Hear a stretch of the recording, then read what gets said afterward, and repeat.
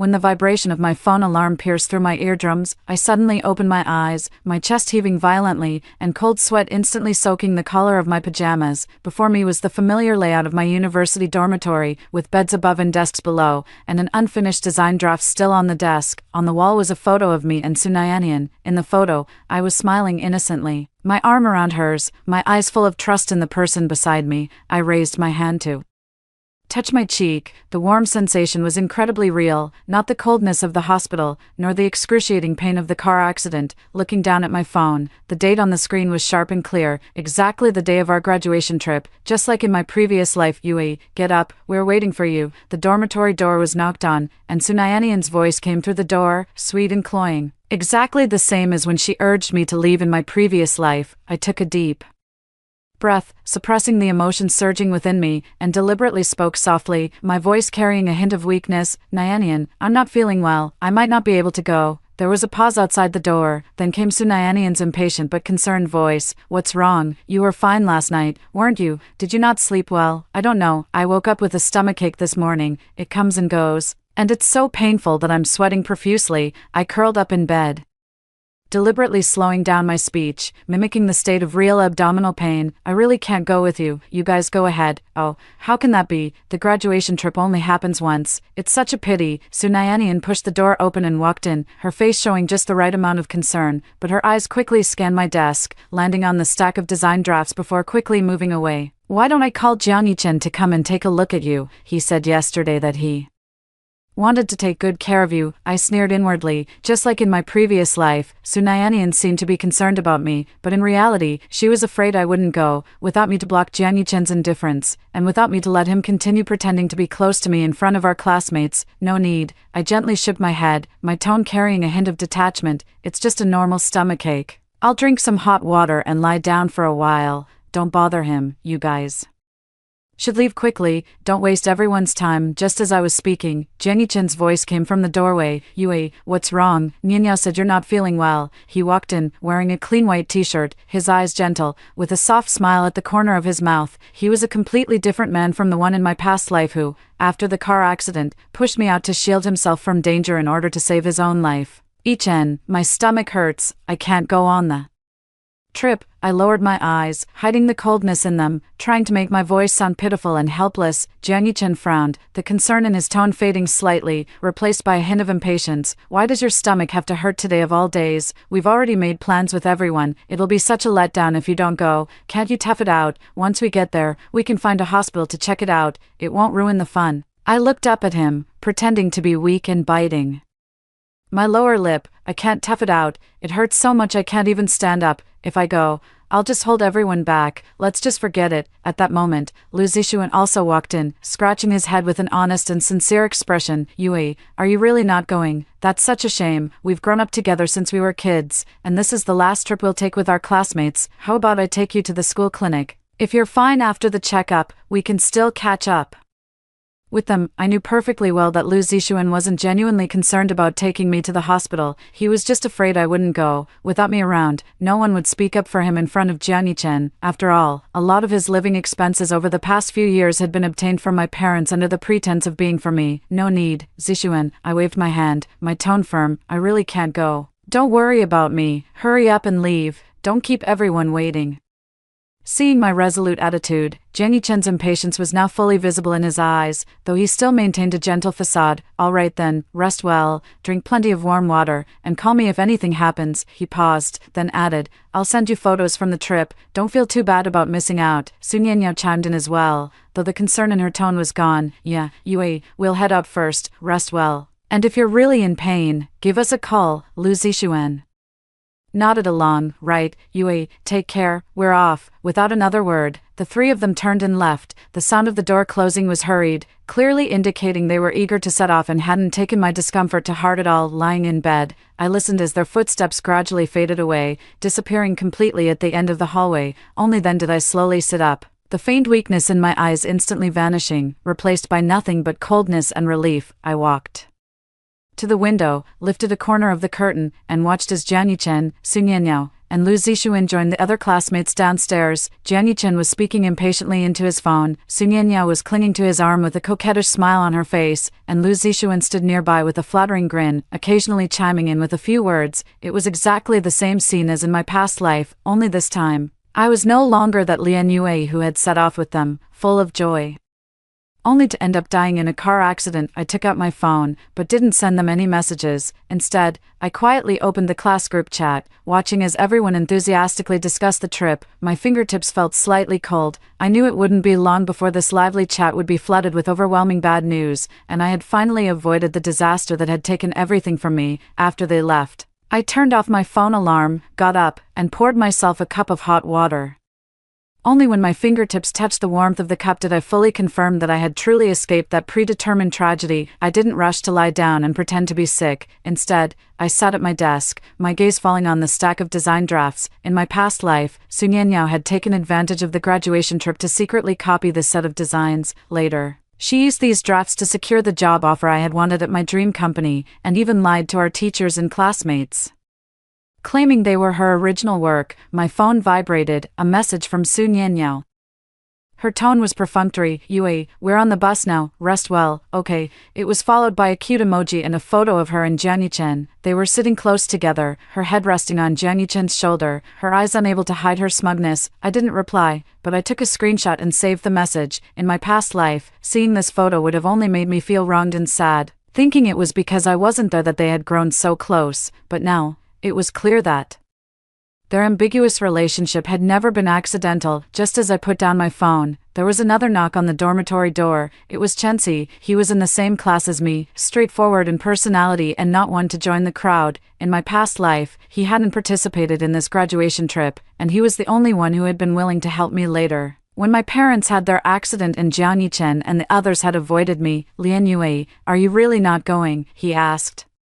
Zhao Lei just asked in the group chat, saying you're the only one missing. Chensi pushed the door open, holding a bread in his hand. His tone was direct, without any unnecessary pleasantries. I saw you weren't saying anything in the group chat earlier, so I came to check if you were really feeling unwell. I looked up at him, a faint smile appearing on my face. There was no feigned weakness, only genuine calm. I really don't feel well. My stomach hurts, probably ate something bad last night, so I won't be joining the fun. Chensi nodded and placed the bread on my desk. Then you rest well. I won't go either. I didn't want to go in the first place. A bunch of people making noise. It's better to catch up on sleep in the dorm. Oh, I have some painkillers and stomach medicine here. Take one if it hurts too much. Don't tough it out. As he spoke, he rummaged through his bag and pulled out a medicine box, placing it by my hand. He didn't pry further, nor did he offer insincere comfort. This just right concern warmed my heart. In my previous life, I had been so focused on Jiang Yichen and Su Nianyao that I overlooked this clear-headed and sincere person beside me. Thank you, Chensi, I said softly, taking the medicine box to have a look. It's nothing, we're all classmates. Chensi waved it off, sitting down at his own desk and turning on his computer. Oh, by the way, Jiang Yichen just messaged me, asking if you're really not going and telling me to take care of you. I don't think he's that worried though, probably just going through the motions. I smirked, as I had expected. Jiang Yichen's concern was always for show. What he cared about was never me, but the benefits my family could bring him. As we spoke, my phone rang again. It was Jiang Yichen. I glanced at it but didn't pick up immediately, letting it ring 3 times before I slowly answered, my voice still carrying a hint of weakness. Hey, Yue, how are you feeling? Still in pain? Jiang Yichen's voice sounded a bit chaotic, likely on the bus, with the background noise of classmates' laughter and Su Nianyau's giggles. It still hurts a bit. I just took some medicine and am about to lie down. I deliberately slowed my speech, my tone calm, free of the dependence and grievance I had shown in my previous life. Jiang Yichen was silent for a few seconds, his impatience creeping back into his voice. All right then, rest well, we're about to leave, so I won't talk much. Call me if anything happens. Okay, I replied simply, hanging up before he could say anything more. After hanging up, Chensi looked at me, his brow furrowed. He's way too perfunctory, isn't he? You're not feeling well, and he can't even ask a few more questions. I think he just wants to get to the trip as soon as possible and doesn't really care about you. I smiled, not explaining, just breaking off a piece of the bread on my desk and putting it in my mouth. It's fine, I never expected him to care much anyway, by the way. Since you're not going on the trip, what are you planning to do in the dorm? What else? Work on my graduation project and send out some resumes. Chensi sighed. Unlike some people, who made a big show of their graduation trip, their mind's not on the actual matter at hand. He paused, then added, I noticed Su Nianyao's dress today. It looks a lot like the one you bought last time. Probably another knockoff. Huh, I understood in my heart. Su Nianyao had always been like this, whether it was clothes, bags, or even my design concepts, he liked to imitate them. In my previous life, I had foolishly thought he admired my taste, but now I realized it was jealousy, a desire to become me. Maybe, as long as he likes it. My tone was calm, my face expressionless compared to the anger and grievance of my previous life. Now I only find it laughable. At that moment, Chensi's phone rang. It was Zhao Lei calling. He picked up the phone and listened for a few moments, his brow furrowing even more. What do you mean it's overloaded? Your bus was only supposed to seat 30 people. How did you add 5 more? No, it's not okay. The mountain road is dangerous. Overloading is too unsafe. I paused with the bread in my hand, my heart suddenly tightening. Here it comes. Just like in my previous life, Zhao Lei organized the trip, and for a bit more money, he secretly took in 5 extra people, causing the bus to be overloaded. This was also one of the reasons for the later accident, Zhao Lei said. Something on the other end of the line, and Chensi's tone grew even more urgent. I don't care what you think, overloading is not allowed. What if something happens? You guys better get those 5 people off the bus right now, or don't even bother leaving. After hanging up the phone, Chensi cursed in anger. They're crazy. Zhao Lei, just to make a bit more money, actually dared to overload the bus. That was a winding mountain road. How dangerous it was. I looked at him and said softly, It's no use, they've already decided to leave. They won't listen to you. I knew this in my heart. In my previous life, Zhao Lei was also like this, blinded by profit, insisting on overloading, ultimately leading to the tragedy. Chensi sighed, looking helpless. Yeah, everyone's just thinking about having fun. Who cares about safety? He asked. Shouldn't you tell your parents to be more careful? Or send a message to Jiang Yichen and the others to remind them? No need. I shook my head, my tone firm. Even if I said something, they wouldn't listen. Instead, they'd think I'm making a big deal out of nothing. It's better to just stay quiet. In truth, I knew that even if I had warned them, it wouldn't have changed anything. The tragedy of my previous life was already sealed the moment they decided to overload and casually treat safety. All I can do is stay right here, watching them pay the price they deserve for their selfishness and recklessness. Seeing how determined I was, Chensi didn't say anything more and just lowered his head to continue working on his graduation project. The dorm was quiet, with only the sound of keyboard tapping and the occasional chirping of birds outside the window. Leaning back in my chair, I took out my phone and opened the class group chat. It was still buzzing with activity. Everyone was discussing the travel itinerary, and no one mentioned the overloading issue. Jiang Yichen and Su Nianyao were still posting couple photos in the group, showing off their closeness. While Lu Zixuan chimed in with flattering remarks, I silently scrolled through the messages, my eyes calm and emotionless. I knew this liveliness wouldn't last long. In just a few hours, this group chat would be flooded with fear and sorrow, and those who were celebrating now would soon pay a heavy price for their actions. Time ticked by, and the dorm remained quiet except for the sound of Chensi typing on his keyboard. On the surface, I calmly flipped through my design drafts, but inside, I felt as if a heavy stone were pressing on my heart, counting down every second. My phone lay face down on the table, its screen lighting up from time to time with messages from the class group chat, some sharing scenery along the way, others posting snacks. Su Nianyao even sent a short video. The camera pointed at the trees speeding past outside the window. She said with a laugh, The mountain road is so winding, but the view is absolutely beautiful. In the video, Jiang Yichen could be heard teasing her for being delicate, while Lu Zixuan joined in the banter. The bus was filled with noise and excitement. My fingers tightened slightly. This was the exact stretch of road. In my past life, it was on the series of sharp turns that the bus, overloaded, speeding, and with a fatigued driver, swerved off the road and crashed through the guardrail. Chensi suddenly stopped typing and looked at me. Why are you so pale? Are you still in pain? I forced a weak smile. It's nothing, maybe just a bit of low blood sugar. He immediately stood up to find some candy for me. I grabbed his arm. Really, it's fine. I'll be okay after sitting for a while. As soon as I finished speaking, my phone began vibrating wildly, not with messages, but with calls, one after another, almost shattering the screen. The first call was from Zhao Lei. Staring at those 3 characters, my heart sank heavily. Chensi also sensed something was wrong and lowered his voice. What's going on? Why is he calling at this hour? I took a deep breath and answered the call, trying to keep my Voice as steady as possible. Hey, Zhao Lei. The other end of the line was a chaotic mess, with the sounds of wind, screams, and cries blending together, piercing and making my scalp tingle. Zhao Lei's voice was trembling uncontrollably, choked with sobs. Lian Yue, something's happened, something big. The bus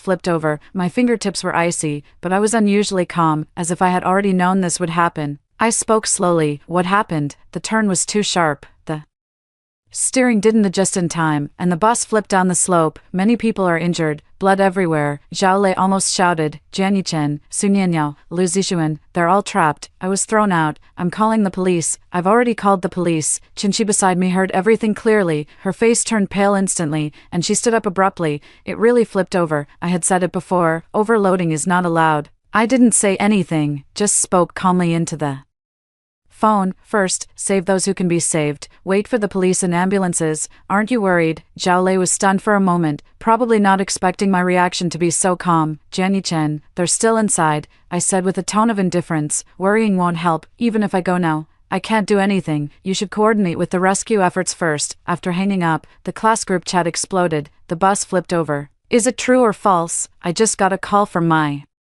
roommate, crying about the accident. Many people are seriously injured. Does anyone have contact information? Call quickly. Messages kept popping up, scrolling like a screen. The previous laughter and joy had completely disappeared, replaced by panic and chaos. My phone rang again. This time it was Jian Yichen's mother. I stared at the screen but didn't pick up. In my previous life, after the car accident, he was the first to call, not to ask how badly I was injured, but to question why I hadn't taken care of his son. The ringing stopped on its own, and then came Su Nianya's mother, Lu Zixuan's mother, a string of calls from their families. Chenxi looked shocked. You're not going to answer. Answering would only lead to being scolded. My voice was very soft. They'll only think I didn't go, that I did it on purpose. Chenxi was silent, probably not understanding why I was so certain, but he didn't ask more. Just nodded. Then don't answer. I'll help you block them. A few minutes later, someone in the group sent a photo of the scene. It was unclear who took it, but a white bus was crookedly stuck halfway up the mountain, its body severely deformed, glass shattered all over the ground, with rescue workers everywhere. Someone immediately replied below, "Is that our bus?" "Yes, that's the one." I stared at the picture, and the stifling anger that had been pent up for 2 lifetimes finally began to dissipate bit by bit. It wasn't sadness, nor sympathy, but relief. In my previous life, I was also on that bus. When I was thrown out, Jian Yichen, to protect himself, held onto Su Nianya and pushed me outward, while Lu Zixuan only cared about climbing out himself, not even glancing back at me. Su Nianya, before losing consciousness, was still trying to snatch the protective pendant my parents had given me. Back then, I was in so much pain that I thought I was going to die. Yet I naively believed they would save me. They were my most beloved, my best friends, my closest childhood companions, but until my consciousness faded, I never saw their hands reach out. Yu Chengxi looked at me cautiously. "Are you okay? Don't scare me." I came back to my senses, gently shook my head, my eyes clear. "I'm fine, better than I've ever been." My phone lit up again, this time with a push notification from a local news outlet, the headline glaring, "Sudden bus rollover accident on Mountain Road. Multiple people trapped, rescue underway." I opened the image. It was their bus. The reporter's voice was serious and heavy. According to reports, this bus was suspected of serious overloading. The driver had been driving for too long, and the specific cause of the accident is under further investigation. I slowly put down my phone, leaned back in my chair, closed my eyes. Everything was exactly the same as in my previous life, except this time, I wasn't on the bus, I was alive. Awake, watching them walk into the abyss they had dug for themselves. Rescue. Messages kept flooding into the class group, and the once lively chat was completely overwhelmed by panic and inquiries.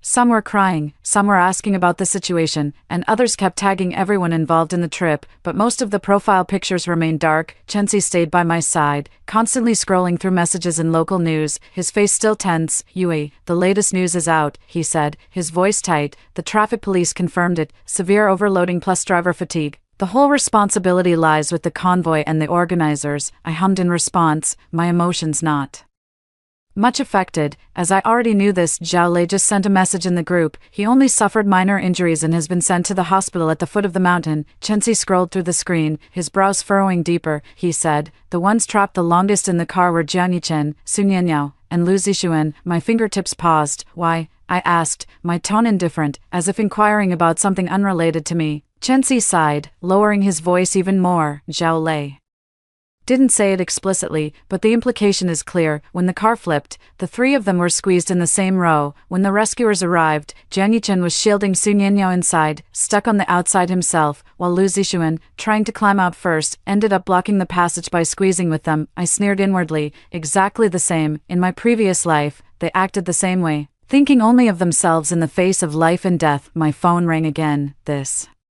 time from Jianyichan himself, his name flashing on the screen. I stared at it for a few seconds before slowly picking up. Jianyichan's voice was weak and hoarse, tinged with sobs, and in the background, the voices of medical staff were chaotic. I'm in so much pain. I'm so scared. Where are you? Can you come and see me? I listened quietly, not responding immediately. In my previous life, when I was on the verge of death in the hospital bed, he was the same, first complaining of pain, first expressing fear, never asking how I was. I'm in the dorm, I said calmly. I can't come over. The hospital doesn't allow random visits. How can you not come? Jianyichan's voice suddenly rose, filled with grievance and accusation. I'm like this. You're my girlfriend. Shouldn't you come over immediately? Do you even care about me at all? I raised an eyebrow lightly. Even at this moment, he still tried to bind me with our relationship. You know I wasn't feeling well this morning, I said, my tone unhurried. If I go now, I won't be of any help and might just cause trouble. You should cooperate with the treatment. The doctors are taking care of you. What good are doctors? I want you. He was almost overbearing. Su Nianyao is here with me, and you,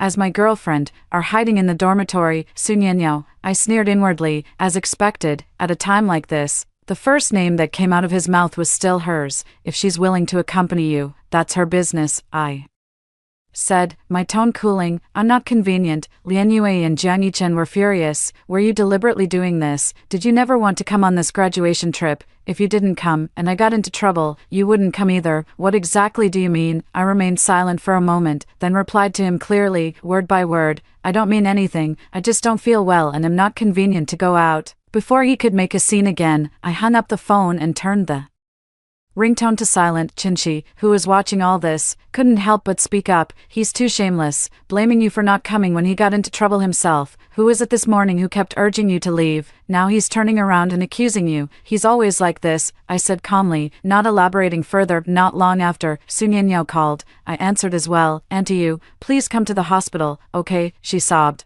her voice delicate and weak. Ichen, he's hurt so badly. I can't take care of him alone. You're his girlfriend. You have to come. I listened quietly, recalling the past life. He had done the same, holding Jianyichan's hand when I was critically injured and unconscious, playing the role of the most considerate person. I can't go. My tone remained unchanged. I'm not feeling well, and even if I went, I wouldn't be of any help. But everyone is talking about you, Su Nianyao said in a lowered voice, pretending to be troubled. They say you're clearly fine, just deliberately not coming, deliberately ignoring us. If you don't come, how will the classmates look at you in the future? He was threatening me, using public opinion to force me, but I didn't care. I interrupted him directly, telling them to focus on their recovery and not worry about what others say. I hung up the phone again, and soon Lu Zixuan's call came through. His tone was even more humble than the previous two. Yue, I'm in so much pain, my whole body hurts. Can you come and see me? My parents haven't arrived yet, and I'm scared alone. Listening to his pitiful voice, I only felt absurd. In my previous life, after crawling out of the car, he had clearly seen me trapped underneath, but out of fear of trouble, he turned and left without even calling for help. I can't come. I repeated the same words. Just wait for your parents to arrive. After hanging up, Chinchi couldn't help but curse. These three people are really something. Instead of thanking the rescuers, they come to pressure you. You didn't go, and you actually saved your life, yet they feel you owe them. I smiled but didn't say anything. They don't think I owe them. They're just used to my unconditional obedience, my availability at any time, my self-sacrifice to fulfill them, my habit of always putting them first. But this time, I'm not playing along. In the evening, news coverage began in full force, with TV stations directly broadcasting breaking news. The camera focused on the hospital and the accident site, and the host's tone was grave. The bus rollover accident was caused by 3 factors: severe overloading, driver fatigue, and excessive speed on mountain roads. Multiple injuries have been reported, with some being serious, and the responsible parties have been detained. The screen briefly captured Jianyichan, Su Nianyao, and Lu Zixuan in the hospital corridor. Jianyichan's leg was in a cast, his face pale, yet he still made sure to protect Su Nianyao. Su Nianyao had a bandage on Her forehead, looking wronged as she leaned on his shoulder, while Lu Zixuan, with his arm in a sling, shrank to the side, trying to avoid the camera. In just a few seconds, the footage vividly showed their misery and selfishness. Qinshi quietly said as she watched the screen, "Zhao Lei just told me secretly that when the bus overturned, Jian Yichen's first reaction was to pull Sun Nianya into his arms and push others away, while Lu Zixuan, in his rush to escape, almost injured someone else." I stared at the TV screen, my gaze calm and unwavering. In my previous life, they treated me the same way. This time, it's just a different person, but their nature remains unchanged. In the class group chat, people gradually began to reveal the truth. Zhao Lei said that their row was the most selfish. No wonder they were trapped the longest. It was because they blocked the way themselves. They seemed close in normal times, but when something happened, they acted like this. It's a blessing that Lian Yue didn't go. One message after another slowly tore off their masks of pretense. I read those words, watched their disheveled appearance on TV, and felt no hatred, no resentment, just a sense of relief. They finally paid the price for their selfishness and luck. The next morning, social news spread widely, with local platforms, short videos, and public accounts almost all flooded with coverage of the bus accident. The headlines were striking and blunt, leaving no room for sympathy. Graduation trip turns tragic. Bus overloaded and violations lead to rollover, multiple college students injured. I clicked on the news, and the high-definition footage cut straight to the hospital. Jian Yichen, leaning on a crutch, had a gloomy face, surrounded by reporters. Sun Nianya had her head wrapped in gauze, trying to avoid the camera but still captured clearly. Lu Zixuan had his arm in a sling, his eyes darting around, afraid of being recognized. The report didn't sugarcoat anything, directly laying out the causes of the accident: overloading, driver fatigue, and lack of oversight by the organizers. Some passengers only cared about their own escape during the accident, exacerbating the internal injuries and making rescue more difficult. That single sentence tore away their last shred of dignity. Chenxi leaned over to take a look and let out a cold laugh. "Now, the whole school knows about their little drama." I didn't say anything, my fingers lightly swiping across the screen. The comment section had exploded with criticism from passers-by. Overloading and still daring to take the mountain road. What a big heart. I heard that when the accident happened, someone just rushed to escape, blocking the rescue exit. Too selfish. They're all classmates. How could they do that? That girl who didn't go is so lucky. She literally dodged a bullet. Seeing the last comment, I gently raised the corner of my mouth. It wasn't luck. I pulled myself out of hell with my own hands. My phone vibrated almost simultaneously with 3 messages, one each from Jian Yichen, Sun Nianya, Lu Zixuan, and Lian Yue. "Are you satisfied? Now everyone is scolding us. Did you know this would happen?" I looked at those words and felt only ridicule. Even now, he's blaming others and never reflecting on himself. Sun Nianya, "Yue, the news made us look so bad. Can you help us explain? Say we didn't mean it." He cared until the end about that fake face, about how others saw him, but he never cared. Once, I almost died in that bus because of them. Lu Zixuan, "Yue, my parents are almost furious knowing that something happened to me. They said they're coming to ask you about the situation, so don't say anything reckless." Threats again. Threats. In my previous life, I was manipulated like this over and over again. My finger hovered over the screen, but I didn't reply to anyone. I deleted all 3 messages and blocked all 3 of them. The world instantly became quiet. Chenxi caught a glimpse of my actions and was stunned. "You deleted them all?" I nodded, speaking lightly. "No more contact from now on. It should have been done long ago." Chenxi slapped the table, looking relieved. A bunch of selfish people. Keeping them around would just be a nuisance. Not going was the best decision of this life. I smiled, looking out the window where the sunlight was just right, shining on my desk and the stack of unfinished design drafts. In my previous life, these drafts were stolen by Sun Nianya and became her stepping stone. This time, they are clean and complete, belonging only to me. Not long after, the class group received a notice from the counselor. The responsibility for the accident was clear. Zhao Lei, the organizer, bore the main responsibility. The team and the driver were legally dealt with. All injured students were handled according to regulations. The school would no longer organize group outings and would focus on preparing for graduation. The group was silent. No one mentioned the trip anymore. No one envied the so-called friendship of Jian Yichen, Sun Nianya, and Lu Zixuan. Everyone tacitly agreed that the 3 of them had become examples of what not to do. I put down my phone, stood up, and walked to the window. Below, people came and went, all soon-to-be graduates, laughing and playing as they headed toward their respective futures. After hearing the first story above, what are your thoughts? Feel free to share your opinions in the comments. Section. Next, there is another similar story. Let's continue to see. After we came of age, Mom had us draw from the system. My sister was lucky and drew the genius system. I was unlucky and drew the useless system. Later, my sister started a successful business and became a famous female entrepreneur, but was morally blackmailed by my parents and relentlessly exploited by relatives. Because I refused to help once, a relative held a grudge and reported that my sister had a system in her body. My sister was taken away by the research institute, used as an experimental subject, and died tragically on the operating table. Because I was timid and easy to control, a wealthy young man from City A praised me for being obedient and sensible, and spent $300 million to marry me into a rich family. Opening my eyes again, I was back on the day Mom had us draw lots for the system, ignoring Mom's protests. My older sister snatched away the useless system. Little sister, it's my turn to enjoy a life of luxury with a wealthy family this time. As for you, just wait to become a lab rat. Meeting her malicious gaze, I smiled. I've lived a whole life, yet I haven't made any progress. No wonder I was played for a fool in my past life. Rose, you always said I favored your sister. This time, you go first. My mother, with a kind and gentle expression, handed me the box containing the system. Seeing that I wasn't moving, she affectionately grabbed my hand and pushed it into the box. Silly child, why are you being so polite? Why should she draw first? I'm the older sister, and there's an order based on age. I should go first. The sister, who had been standing by in a daze, suddenly pushed me aside and eagerly reached her hand into the box. Mom tried to move the box away, but my sister held it down firmly. My sister opened the system she had drawn from the box. It was a useless system. She shed tears of joy, looking at me with a pitiful gaze. At this moment, I was absolutely certain that my sister had also been reborn in her previous life.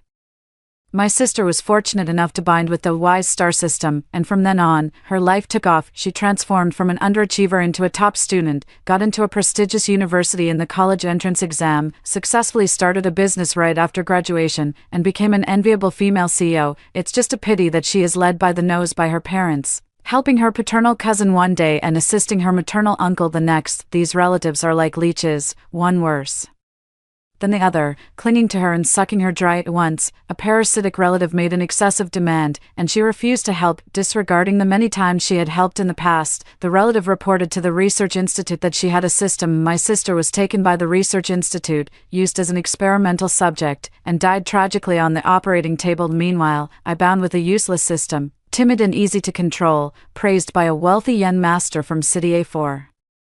Being obedient and sensible, who then spent $300 million to marry me into a wealthy family. My in-laws are kind, and my husband adores me. I became the envy of women across the country. My sister was always jealous, and before she died, she made sure to tell the people at the research institute that I also have a system. I tried to drive away to escape, but the research institute's car forced me off a cliff, and my body was never found. That useless system belongs to your sister, even if you take it out, it's still hers. You're the older sister, you can't take what belongs to your younger sister. My mother spoke sternly and urgently rushed to snatch the system from my sister's hands. I watched my mother's performance with sarcasm. When Lisa snatched my clothes, my toys, and even my prizes before, why didn't she say those were mine? In my previous life, after I married into a wealthy family, Lisa came home and caused a huge scene. That was when I realized that, from the very beginning, my mother had deliberately made me draw the useless system. She wanted Lisa to get the smart star system, but she was afraid that if she gave it directly to Lisa,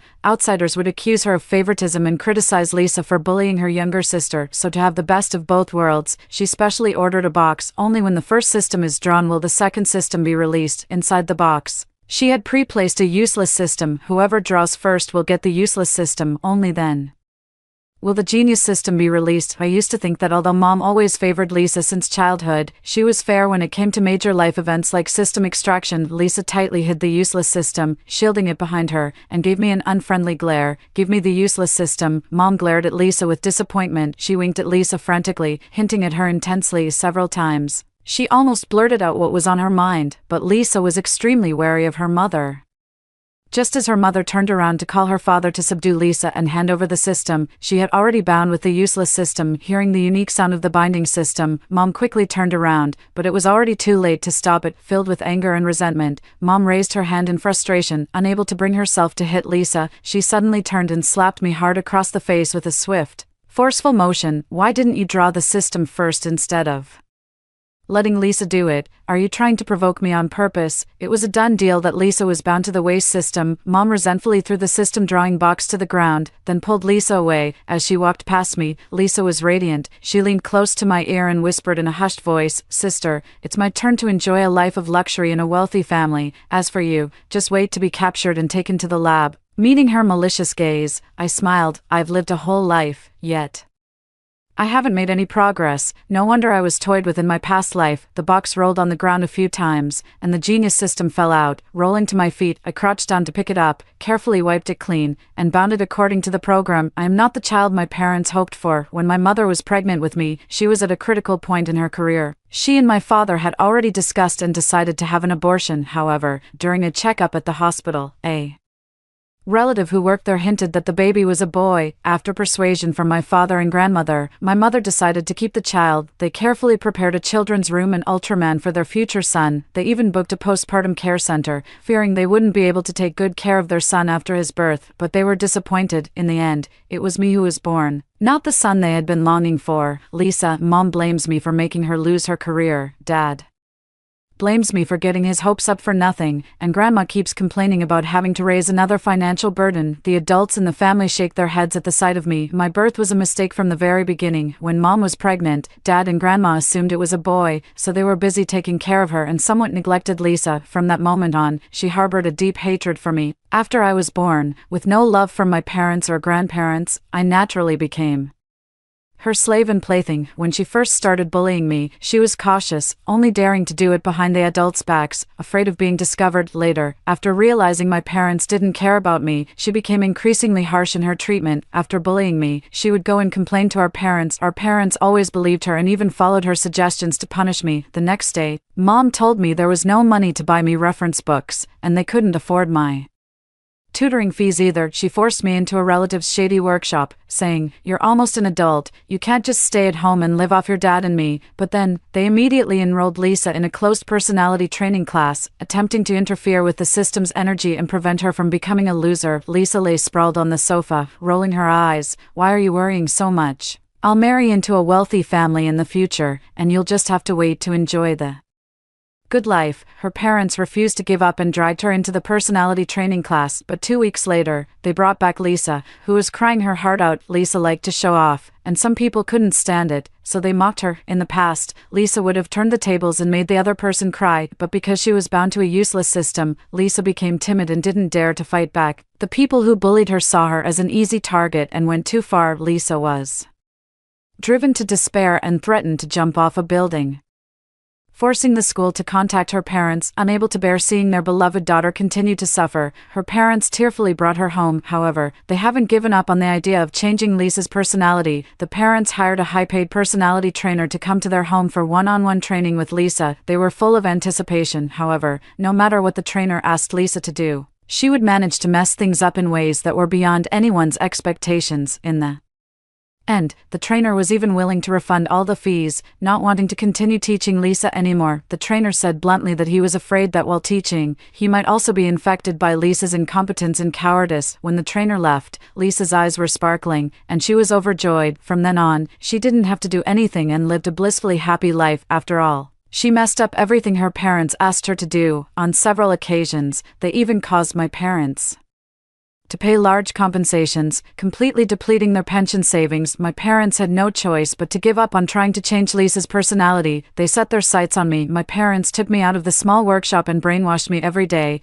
"It was your sister who gave the system to you. You must treat her well from now on. You need to understand, without your sister's sacrifice, you'd be a good-for-nothing right now. Swear that you'll be good to your sister for the rest of your life and never be an ungrateful person." No matter what my parents said, I agreed with a humble and obedient attitude. I know that if I show even a hint of rebellion, they will heartlessly send me back to that dark, sunless factory, cutting me off from the outside world. That way, even if I have a system, it won't be of much use to ensure that Lisa can live freely and carefree even if she turns out to be a good-for-nothing. My parents forced me into all kinds of tutoring and talent classes. My Knowledge is expanding, my skills are increasing, and my appearance and posture are getting better and better. Lisa watches me grow more beautiful day by day, her eyes burning with jealousy, and her words becoming increasingly sharp and bitter. One day, as soon as I got home from school, she ordered me to wash some fruit for her. After taking the fruit, Lisa said sourly, "Go ahead and study, after all. The money you earn in the future will all be mine." I lowered my head, a slow smile curling at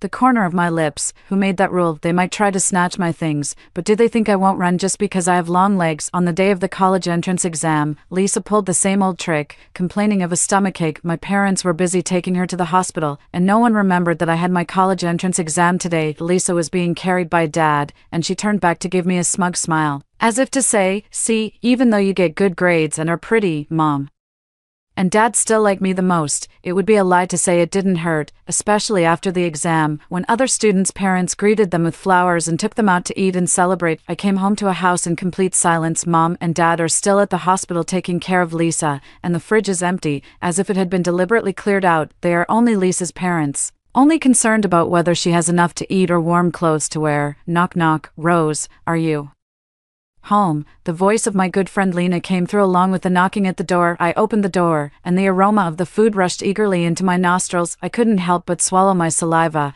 "Are you hungry?" Lena handed me the food, urging me to eat quickly so I wouldn't starve. Lena is 3 years older than me and a bit of a troublemaker, but she's my good friend. My mom used to say she was a bad kid and wouldn't let me play with her, but in my past life, I was bound to a useless system and became timid and incompetent. It was she who always encouraged me, saying that human will can conquer all, and one day I would overcome the system's power. Only she, from beginning to end, chose me and never changed. The food was plentiful but not greasy, perfectly suited to my taste. In the nearly 18 years at the Lee family, I had never eaten such delicious meals. Lisa enjoys spicy food, but I cannot eat anything spicy. It gives me acne and stomach aches. But Mom never cooked a single meal without adding chili peppers. She said, "Your sister can handle spicy food, so why are you being so picky?" After a long wait, the college entrance exam results were released. I achieved my goal of becoming the top scorer in the province, yet the atmosphere at home was gloomy, because Lisa only scored 268 points. She is very angry, even though I was useless in my past life.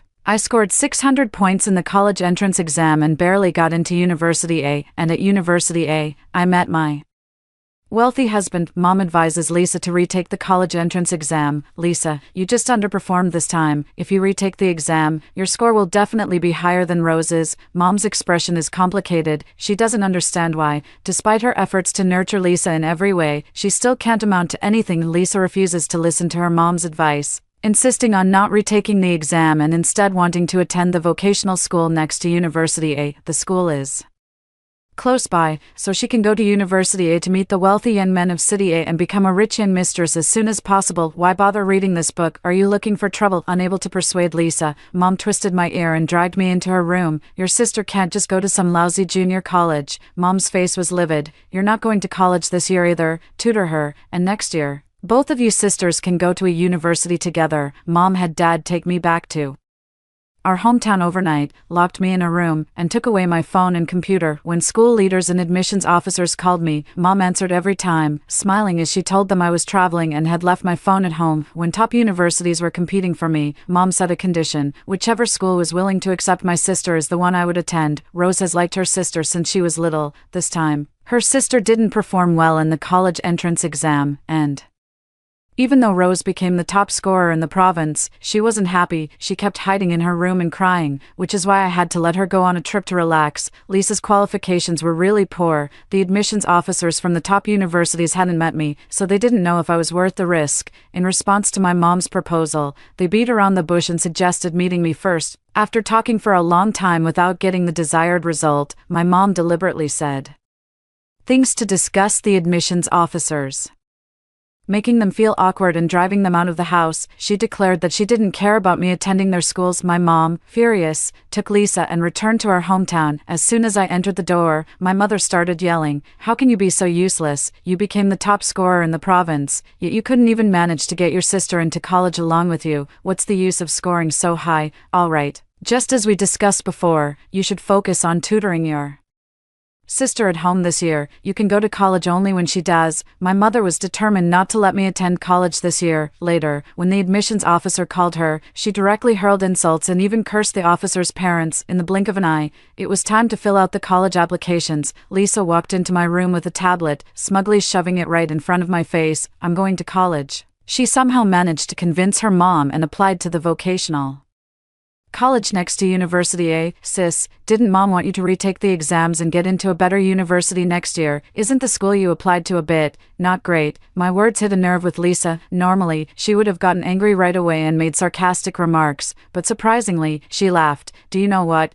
No matter how well you study, can it be as important as marrying the right person? This school is close to university. Lisa touched her face. Are you still worried I won't get to meet him? So the plan was to get close to the moon by being near the water. But sister, you have no talent or virtue. Although you're incompetent and weak, you can't even be called obedient and sensible. What could a rich young man possibly see in you? Sis, can you give me the tablet so I can also fill out my application? I pleaded with her. Lisa clicked her tongue twice. No way, you're just an experiment subject. Whether you go to college or not makes no difference. Just enjoy the time you have now. Who knows when you'll be captured, with tubes inserted all over your body, unable to move a muscle. Sis, what are you talking about? She raised her hand to cover her mouth and chuckled. Nothing, you'll understand someday. Lisa left feeling quite pleased. The college application period has passed, and mom finally returned my phone and computer to me. She looked down on me and said with a condescending tone, anyway, you won't be able to go to college. Just focus on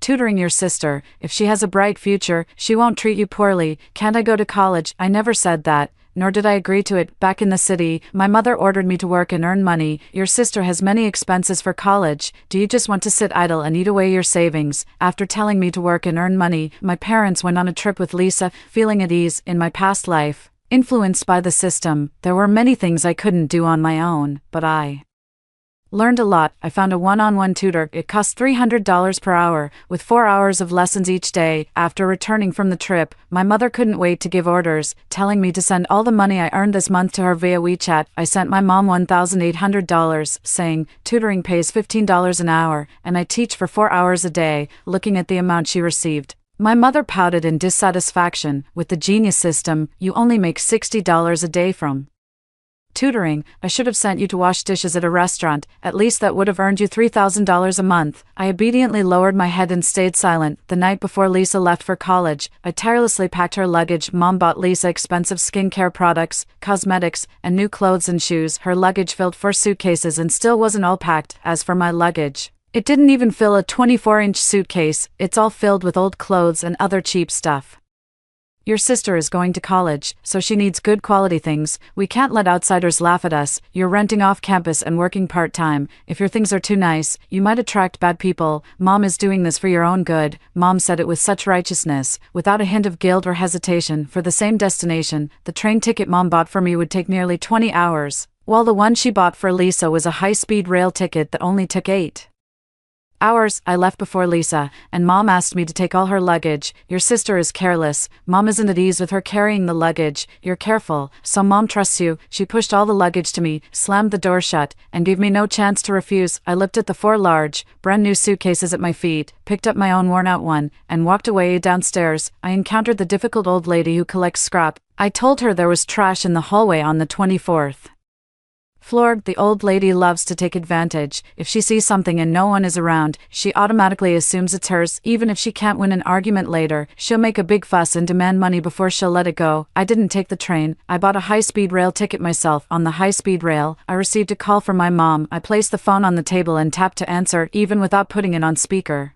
I could hear my mom's hysterical yelling, "Are you out of your mind? I told you to take the luggage with you, and you pretended not to hear." I innocently let out an "ah," and said, "Mom, I did bring the luggage." Mom flew into a rage. "Are you still trying to argue? If I hadn't opened the door suddenly, your sister's luggage would have been snatched away by the troublemakers downstairs." The corner of my lips curled slightly. "Mom, don't you always say we should handle our own business?" I didn't dare to take my sister's luggage. After saying that, I hung Up the phone, TSK, what a pity, the luggage wasn't completely stolen, only 2 suitcases were taken before it was discovered. Upon arriving in City A, I booked a hotel, had a good night's sleep, and then went out to buy clothes and skincare products for myself. Most of the clothes I brought from home weren't suitable for university wear, and I still had my tutoring wages to spend, so there was no need to skimp on myself. After buying the necessary items, I carried my new luggage into University A. My mother wouldn't let me fill out the college application, hoping I wouldn't get into any university. Is that even possible, with my provincial top score in the college entrance exam?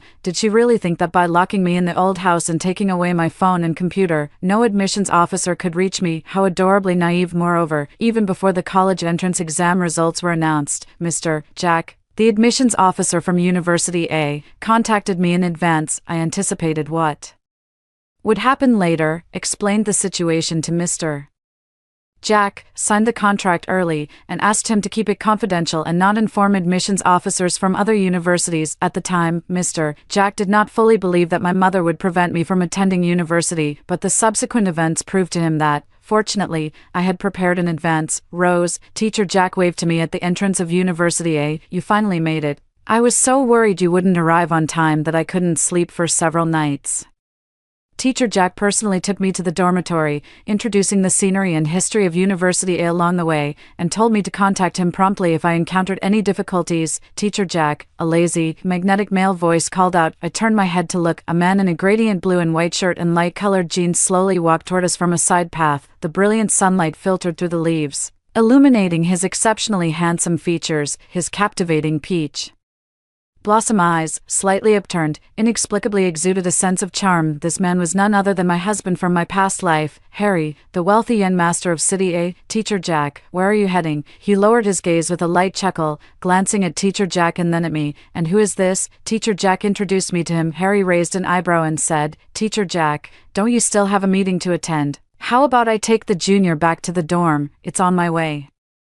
Teacher Jack clapped his hands, entrusted me to Harry, and hurriedly left. Harry took my suitcase and said, let's go, Junior. I knew in my past life that he was no ordinary man. His so-called romantic and flirtatious nature was all an act put on for the Miller family's ill-intentioned members. As for marrying me, it was only to show them that I had no influential background and wasn't particularly clever, so they wouldn't worry about him marrying a wife who could offer support, allowing them to lower their guard. After seeing me to the building entrance, Harry left. It truly confirmed the saying, everything he did had a purpose today. I was sent just to make an appearance in front of Teacher Jack, remind him about the meeting, and do him a small favor. What's strange, though, is that we ended up running into each other every now and then afterward. Each time, he would find an excuse to chat with me for an hour or two, and I couldn't get rid of him. After classes officially started, I had to attend lectures every day, research for my startup, scout locations, contact people, and occasionally deal with Harry. I was so busy I barely had time to catch my breath, and I gradually forgot about Lisa, but she didn't forget about me. During the National Day holiday, Lisa came to University A to see me. You're so cunning, you actually kept it from me and our parents and applied for this university. We underestimated you. She said that as long as I agreed to one of her demands, she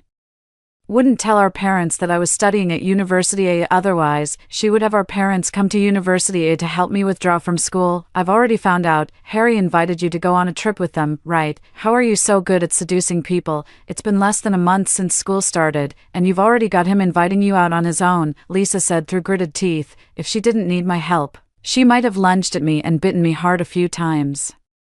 Go tell Harry to take me along when you go out, otherwise, I'll call Mom and Dad and have them pull you out of school. I shrugged indifferently. Does Lisa think that just because her parents are here, she can get me expelled? Has her brain been eaten by zombies? Lisa stomped her foot angrily, but just as she was about to burst into a tirade, her eyes suddenly lit up. By the way, Snow is still alive. You didn't know that, did you? She said with a sinister smile. If you don't listen to me, I'll have Mom beat Snow to death. You're not afraid of being expelled, but aren't you afraid of Snow dying? Snow is a stray dog I picked up from the streets and brought home. Like me, it's not liked by anyone and was abandoned, but it gave me countless warmth, supporting me through those dark years of being doubted and slandered. In my previous life, my sister, unable to accept the fact that I married into a wealthy family, secretly took Snow away and tortured him to death. When I arrived at the Scene: my sister was stuffing Snow's flesh into her mouth, grinning and asking if I wanted some too. She said at the time, "Snow's meat is very chewy, want a taste? After all, you raised him like your own child.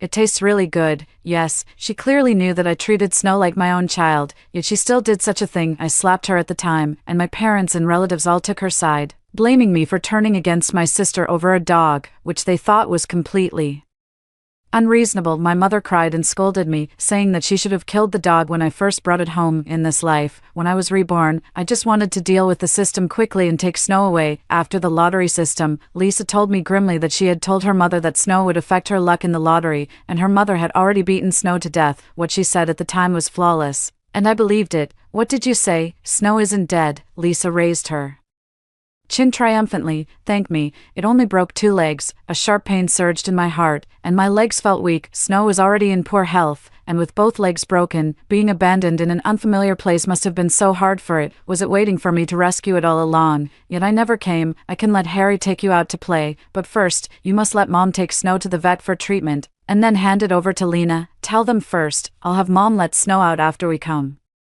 Back from playing, Lisa was unwilling. My face turned cold, and I turned to leave. "Then forget it. It's just a dog. If it dies, it dies." Lisa rushed up and grabbed me. "You can't leave. That's Snow, not just any random dog. It's been so good to you, and you're willing to let it die. Do you even have a conscience?" I shrugged. "No matter what, it's still just a dog. Could it be more important than my future? If you go with them and they take a liking to you, making you their girlfriend, wouldn't I be at a huge loss?" I pushed my sister away. "Don't even think about watching me make a fool of myself again." Lisa took out her phone. "Stop, you just agreed that if I get Mom to take Snow to the vet right now and hand him over to Lena, you'll let Harry take me out to have some fun. I'm calling Mom right now. You stay put." As soon as the call connected, Lisa couldn't wait to give her mom instructions. Her mom tried to persuade her a few times, but Lisa yelled back each time, and eventually, her mom agreed to take Snow to the vet. "I'm done talking. Now you tell Harry." "I'll tell Harry as soon as Snow gets to Lena." I shook off Lisa's hand and walked away. As soon as Lena heard that Snow was still alive, she immediately put down her work and helped me pick up the dog. She just messaged me saying she picked up Snow, and Lisa immediately started frantically urging me to add her to the small group where Harry and the others hang out. As soon as she joined the group, Lisa started sending voice messages. "Hello everyone, I'm Rose's sister. I'd like to apologize on behalf of Rose first. Rose couldn't make it due to some matters and asked me to hang out with you all. I hope you'll take good care of me in the next few days." She then sent a few overly filtered photos, making cute expressions. No one in the group responded, so she called me and questioned, "Did you say something to them? Otherwise, why is no one talking?" Harry happened to be with me and, upon hearing her words, couldn't help but sneer. "So this is how you treat Rose in private, huh? And here she was just defending you, saying you're not a selfish person. Who are you? What gives you the right to speak here?" Harry laughed in disbelief. "What, am I, Harry, not even worthy of speaking to a country bumpkin like you?" Harry hadn't finished speaking when the other end hung up the phone with a sharp click. Lisa switched to WeChat and started yelling at me. "You were with Harry. Why didn't you warn me? And why did you even hand him the phone? Are you just jealous of me? Now my perfect image is ruined. Are you happy?" I didn't pay her any attention, but Lisa does have some skills. I don't know what method she used, but she actually got close to Lily in the small group, and they're even flaunting their friendship on social media. But Lily is a wolf in sheep's clothing, all smiles and friendly to everyone in person, yet capable of stabbing people in the back with a cold sneer. If Lisa plays with her, she'll be devoured without a trace. However, it was just as I had hoped.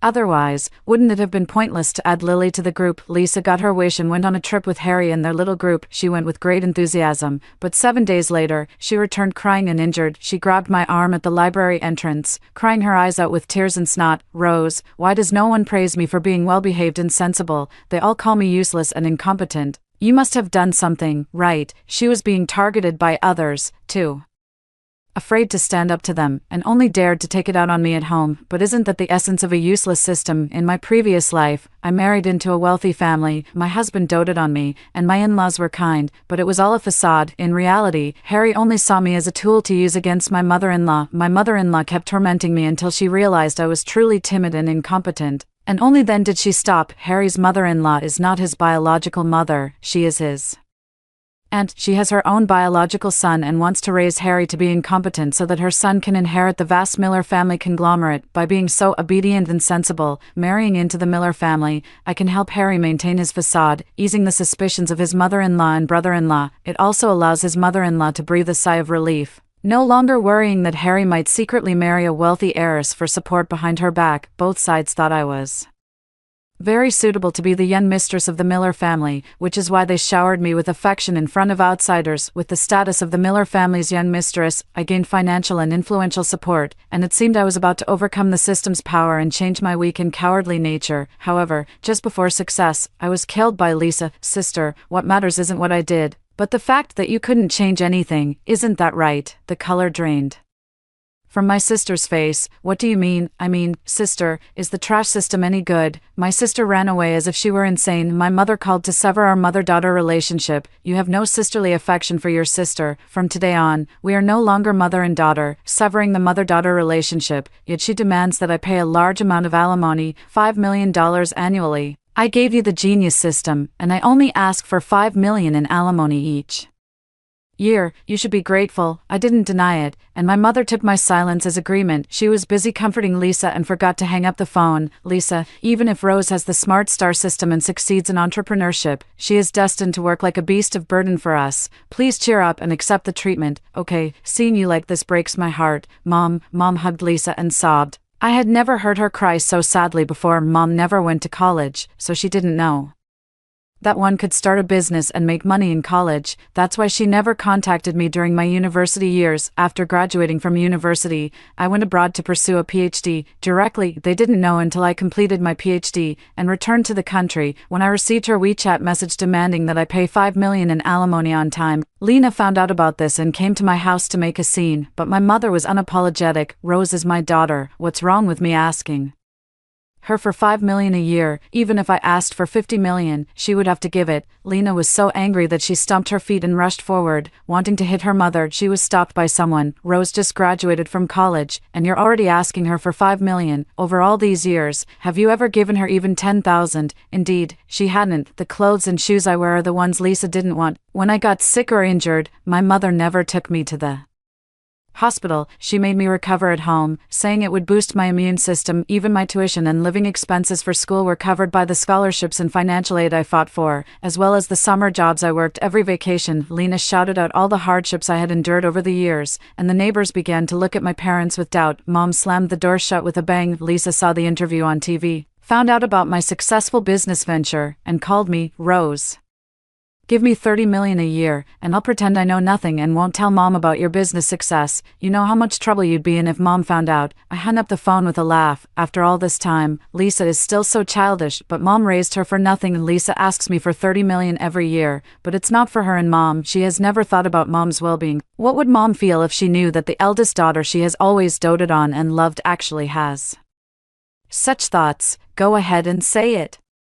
Do you think, at this point, you can still do anything to me? Lisa doesn't think that I'm still the same as before, that with just one look from Mom, I'd eagerly go over and try to win her favor, only to be met with coldness. Does she? Lisa went to find the relatives who exploited me the most in my past life and had them come to me for help. Rose is now a big entrepreneur. If you go to her, not only will you have no worries about work, but you'll also get a car and a house. You'll be set for life. Upon hearing this, the parasitic relatives eagerly came, but they're not my relatives, so why should I care? The parasitic relatives came to the company looking for me, but before they even reached the lobby, security escorted them away. Lisa saw that they didn't let me suffer a loss and flew into a rage. The parasitic relatives were driven away by the security guards, feeling humiliated. After Lisa's remarks, they ended up fighting with her. Lisa was worried that having too many people would ruin the plan, so she gathered quite a few parasitic relatives. Now they outnumber and overpower others. Lisa was slapped on the left cheek and kicked hard on the right. In just a few moments, she collapsed to the ground, losing control of her bladder. After the blood-sucking relatives beat someone up and left without a trace, my mother sent Lisa to the hospital but didn't dare to confront the relatives. Instead,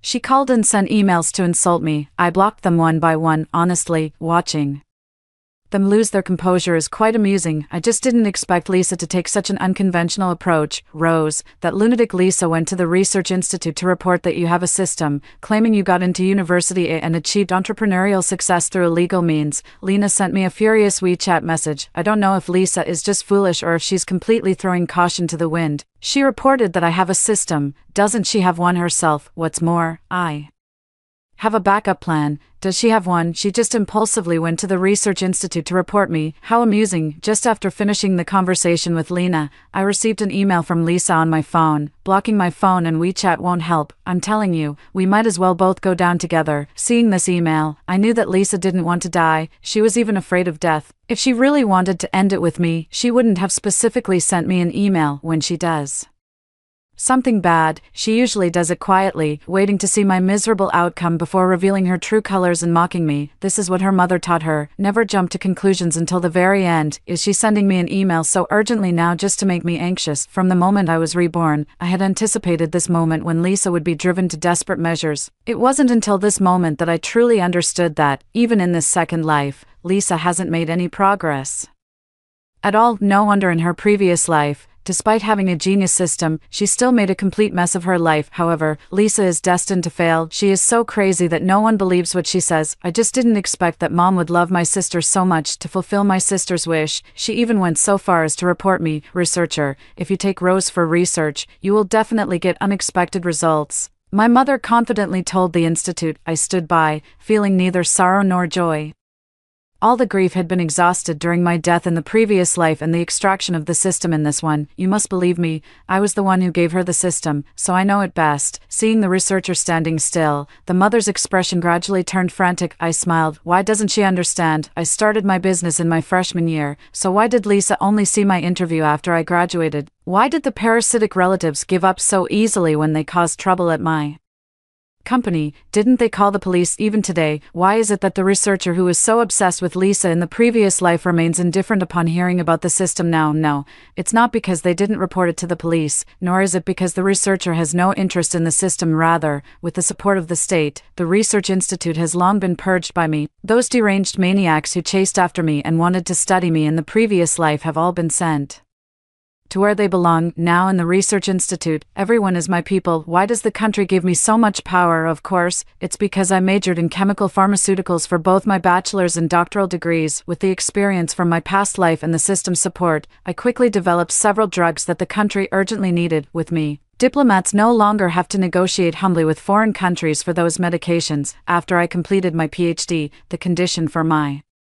return to the country was to have the state assist in ensuring my parents would not disturb me, so even if they don't report me to the research institute, they will eventually be controlled by the state. They will be made to leave their hometown and live in some unfamiliar, remote small town. I never intended to control them personally, but they repeatedly made things difficult for me. Now, I can only spend the rest of my life in a confined place. Even the insults they hurled at me cannot appear online. No matter how foolish they are, they now understand that behind me stands the nation. My father rarely calls me, and his voice was softer than I had ever heard before. Rose, your mom and Lisa have already realized their mistakes, and you haven't been harmed much. Just forgive them. I haven't been harmed much. The pain isn't on him, so of course he can say such things lightly. Dad, isn't life good enough now? You used to always say that to support my education. You worked so hard every day that it wore you down. Now you don't have to work anymore, and you have food and drink. You should be happy and content. It was me, your daughter, who brought you this ideal life. My father had a stroke out of anger, and screams from medical staff could be heard on the other end. I leisurely put down my phone. TSK, having a stroke just like that, so fragile under pressure. My father had a stroke,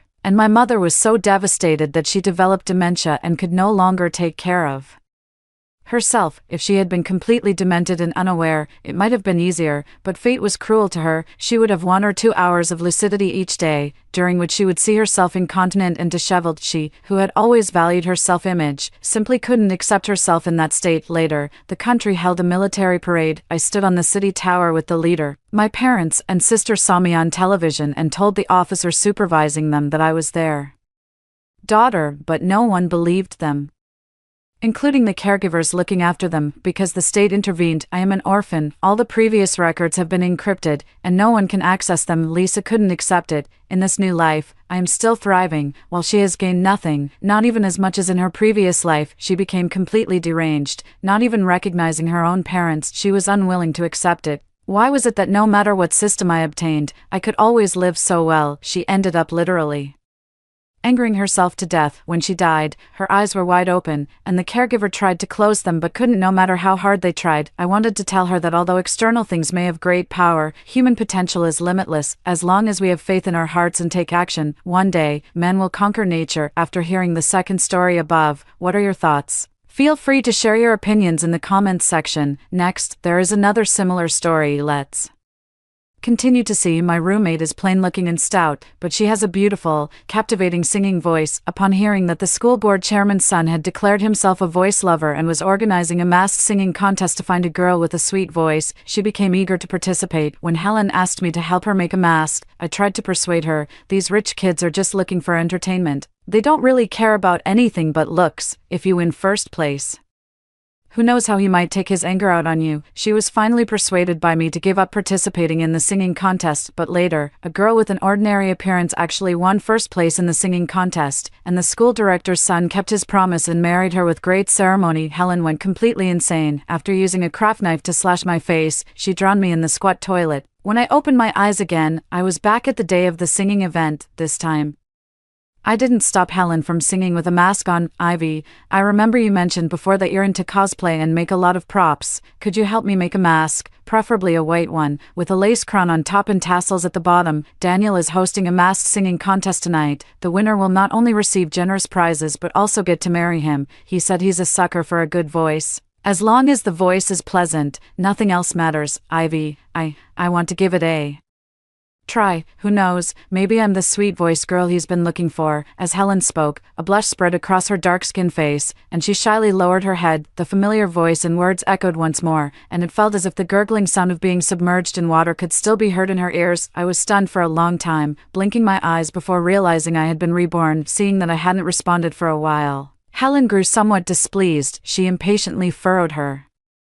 messy eyebrows and suddenly raised her hand to hit me hard. Hey, I'm talking to you. Did you hear me? Are you deaf? That slap left my arm burning with pain, but I didn't pay it any mind and instead smiled. Helen noticed something off about my attitude, withdrew her hand slightly, and furrowed her brows even more. What are you laughing at? Are you crazy? Hurry up. Are you going to do it or not? If not, I'll find someone else. The way she said it made it sound as if she was entrusting someone with a troublesome task, yet it was as if the other person had taken some huge advantage of her. But I didn't refuse. Instead, I bent down, rummaged through the materials box for the lace fabric, and curled the corner of my mouth. I'll do it. Of course, I'll help you with it. My fingers flew as the scissors cut through the lace, the hot glue gun sizzling as it oozed white adhesive. Pearls and silver thread quickly took shape on the cardboard. In just half an hour, the mask had already taken shape. The white lace crown was layered and adorned with rhinestones that sparkled finely in the sunlight. The dangling tassels, strung with pearls and silver bells, emitted crisp, tinkling sounds at the slightest touch. Done. I handed the mask to her. Helen took the mask and carefully examined it, pointing out a few issues with the threads and tassels that needed reworking. Look at the stitching. It's off by a millimeter. It would be so embarrassing if someone noticed it on stage. And this tassel, it's one bead shorter. It definitely won't swing symmetrically. Only when I finally fixed the mask to the point where no flaws could be found did she take it back with satisfaction and try it on in front of the mirror. Just about passable, I said with a smile. I want to congratulate you in advance. Helen, your voice is so pleasant. You'll definitely take first place. Helen lifted her chin. Of course. Just look at whose voice it is. After saying that, as if suddenly remembering something, her expression changed slightly, and she asked casually, Ivy, what about you? Your voice is completely different from mine, but it's still quite pleasant. Don't you want to join the singing event? I shook my head, brushing it off. I have a child groom, and my family is not short of money. Helen finally relaxed, let out a long sigh, glanced at me with a hint of jealousy, and hurried away as if her pride had been hurt. I won't talk to you anymore. I need to go get ready and change. For the stage, I nodded, smiling as I watched Helen walk away. In this life, I will fully respect Helen's personal destiny and let go of the urge to help others. I want to see for myself what kind of brilliant life Helen will have. Helen is unattractive in appearance, with a peculiar look and a robust build, but she possesses a melodious and captivating singing voice. She has always believed that with this beautiful voice, she can find a wealthy second-generation partner, marry into a rich family, and reach the peak of her life. For this, she once went so far as to date 88 boyfriends online at once, having masked video calls with them every day, singing to coax each one into becoming an embryo. These boyfriends of Helen soon became utterly devoted to her, worshipping her like a deity through the screen. Some scrimped and saved to buy her cosmetics and handbags, some stayed up late writing hundreds of love poems, and others used her recordings as lullabies, saying they dreamed of her every night. But all of this turned to dust when Helen took off her mask and met them in person. Before taking off her hood, Helen insisted that while she wasn't drop-dead gorgeous, she was at least passable looking. She truly believed this herself. Little did she know the reality would be so utterly horrifying. Some were so outraged that they beat her up while retching, and others demanded she pay compensation for emotional distress. There are only a few who don't mind Helen's true appearance, but Helen finds them not wealthy enough. I once advised Helen not to engage in such wicked deeds, but she always does as she pleases. After this incident was exposed, I originally thought Helen would learn her lesson and behave honestly. The next day, she excitedly told me that she was going to marry into a wealthy family. I was shocked and pressed for more details, only to find out that Daniel claimed to be a voice enthusiast whose biggest dream was to marry someone with a pleasant voice, regardless of their appearance. If I don't like the voice, I'll reject them outright. To that end, he decided to host a mass singing competition, with the winner being the one he would marry. Daniel is the son of a school board member, his family is wealthy, and he meets Helen's standards for a wealthy family. In her previous life, upon hearing this news, Helen couldn't wait to attend the singing competition. She firmly believed that her voice was unmatched and that it would make Daniel fall in love with her at first listen, making him obedient to her every word. Hearing Helen say this, I quickly tried to persuade her these wealthy heirs are just bored and looking for fun. They would never truly not care about looks. If you were to take first place, who knows how he would take his anger out on you. Daniel has a terrible reputation for being obsessed with beauty, which is almost common knowledge. He loves making female companions compete in looks at parties. The winner gets luxury items he casually gives away, while the losers are publicly mocked and teased like dogs by him and his friends. Countless girls have fallen into depression because of this behavior. How could such a person not care about looks? Besides, I've never heard that Daniel is a voice enthusiast. His sudden behavior is unusual. There must be something fishy going on. After hearing my advice, Helen hesitated for a long time but ultimately decided not to go. But later, a girl with an ordinary appearance actually won first place in the singing competition, and Daniel kept his promise, becoming her boyfriend and publicly showing off their affection every day. Expensive luxury gifts kept coming. Helen went crazy instantly. It's all your fault. If you hadn't stopped me, I would be Daniel's girlfriend now. You're just jealous. You don't want me to be happy. She took me by surprise, first using a utility knife to slash my face before I could react from the excruciating pain. She shoved me down and began wildly whipping me with a clothes hanger. In the end, having lost all ability to resist, she drowned me in the squat toilet, and I died in a very undignified manner. Fortunately, heaven gave me another chance to start over. I won't be overly compassionate again. I didn't want to go to Daniel's mass singing event. However, my other roommate heard that Helen was going to attend and dragged me by the arm straight to the auditorium. The auditorium was already packed with people, and the neon lights were dazzling. My roommate pulled me to squeeze to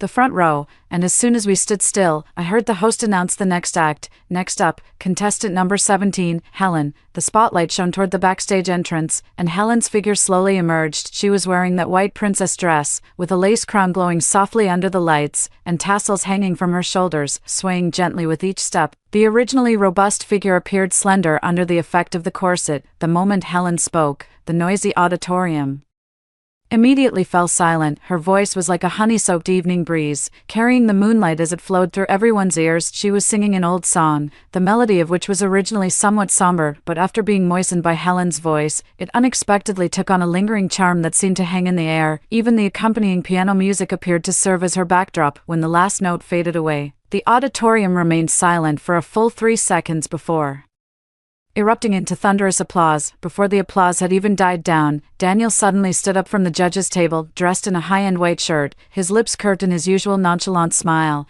yet his gaze was firmly fixed on the figure on stage wearing a lace mask. No need to compare. Daniel's voice echoed through the auditorium via the microphone, instantly silencing the noise. The championship is definitely going to number 17. The audience fell into a dead silence at first, then erupted into an uproar. Daniel, however, seemed not to hear and walked straight toward the stage. The sound of leather shoes stepping on the floor was particularly clear as he stopped in front of Helen, tilting his head slightly to examine the lace crown. "Take it off and let me see." Helen's shoulders visibly stiffened. "Didn't Mr. Daniel say he would only listen to the voice?" She didn't move, only retorted through the mask, her voice muffled by the fabric. Daniel smirked. "That's what I said, but shouldn't I at least get to see my future wife, or are you planning to wear that mask for the rest of our lives?" Hearing Daniel's words, Helen trembled with excitement, as if she could already see the day she married into a wealthy family. She almost couldn't wait to tear off the mask. The air in the room instantly froze. First, a short, sharp gasp came from the front row,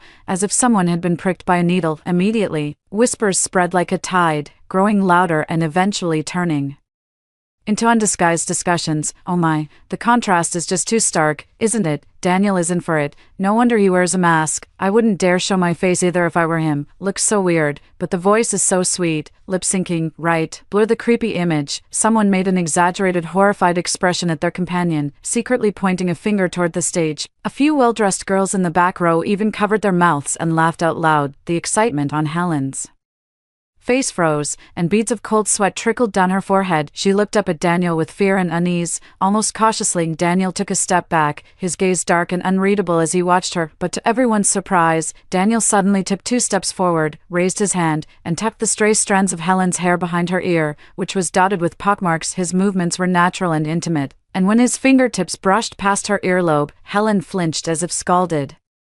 Daniel picked up the lace mask from the floor and gently placed it back on her head, carefully tying the strings. "I was too abrupt just now. Did I startle you?" He raised his voice to the audience, speaking even louder than when he had announced the winner. "Let me introduce, this is Helen, my girlfriend." After a deathly silence in the audience, an even more intense commotion erupted than before. Some were shocked, some were confused, and others even wore expressions of amusement, but Daniel acted as if he didn't notice, simply raising his hand to hold Helen's.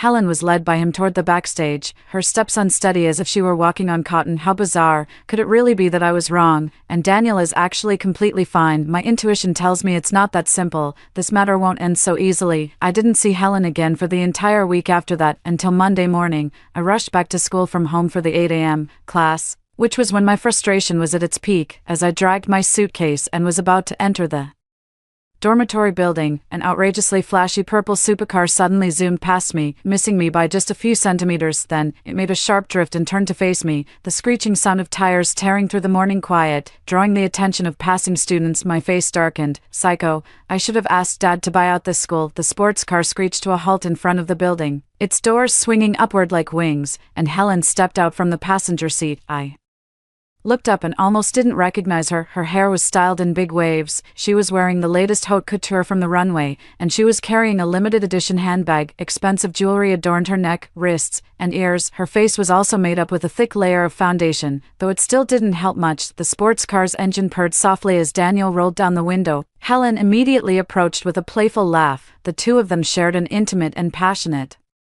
moment in front of everyone. Finally, Helen spoke in a coquettish tone. "Come pick me up early tonight." Daniel nodded with a smile. "I'll bring you your favorite milk tea when the time comes." The onlooking classmates erupted in an uproar, whispering and discussing among themselves. Helen wore a triumphant smile as she spotted me accurately in the crowd. "Ivy, it's really all thanks to the mask you made for me that I got together with Daniel. You have no idea how obsessed he is with me. He kept wanting me over and over, and the clothes, jewelry, and bags, he gave me so many I can't even keep track. He even took me to that high-end revolving restaurant downtown, you know, the kind of place where regular people have to book 6 months in advance." I nodded. "I know, that restaurant is actually my family's." Helen's face stiffened, barely able to maintain her composure. After a while, she deliberately moved the ring on her finger closer to my eyes. "Daniel also said he'll propose to me After I graduate, and I'll invite you to be my bridesmaid then. The murmurs around grew louder, some sighed with envy, while others remarked sourly, I never expected this. Helen's gaze lingered on my face, as if waiting for my admiration or jealousy. Class is about to start, and I'm a bit impatient, so I respond dryly,